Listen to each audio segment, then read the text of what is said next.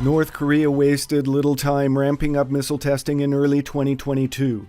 Pyongyang punctuated a record number of tests with the November launch of an intercontinental ballistic missile, or ICBM, setting off air raid sirens in Japan as it flew over their northern territory. Leader Kim Jong-un has remained defiant in the face of years of United Nations Security Council measures. Let them impose sanctions on us for 100 days, 1,000 days, 10 years, or 100 years.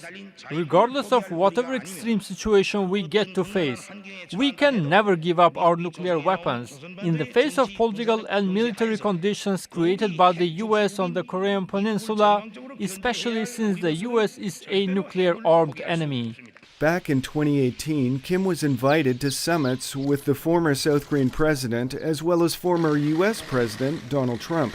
In 2022, however, South Korea elected conservative Yoon Suk-yeol, who promised to get tough on Pyongyang's missile testing. We will strengthen deterrence against North Korea with overwhelming capabilities through a combined defense posture between South Korea and the US and the trilateral security cooperation between South Korea, the US and Japan, so that our people can continue their daily lives without worry. President Yoon restarted large-scale joint military exercises with the U.S. He also called on Washington to deploy its strategic assets, weapons capable of delivering nuclear bombs, more often, and to provide a stronger commitment to its nuclear umbrella. And at this time of heightened tension, our alliance is ironclad. The United States remains fully committed to the defense of the ROK. And our extended deterrence commitment is firm. And it includes a full range of our nuclear, and conventional, and missile defense capabilities. Reports throughout the year have suggested North Korea could conduct a seventh nuclear test at any time. Despite the ongoing presence of 28,500 U.S. troops in South Korea, voices are growing in Seoul for the country to develop its own nuclear deterrent.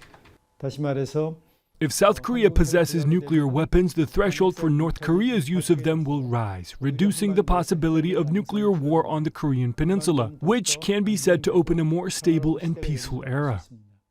Still, in the midst of escalating tension, there are calls for stronger efforts toward dialogue. Because the joint South Korea-US military drills continued, emphasizing peace and security through power, North Korea also changed its military strategy, becoming much more aggressive.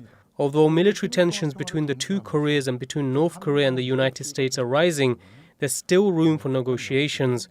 But I think that the stronger side, economically and militarily, should reach out first.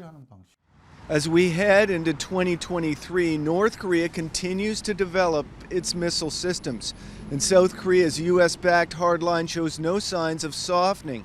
Amid this tension, it's hoped that at least this deterrence prevails until an avenue toward dialogue emerges.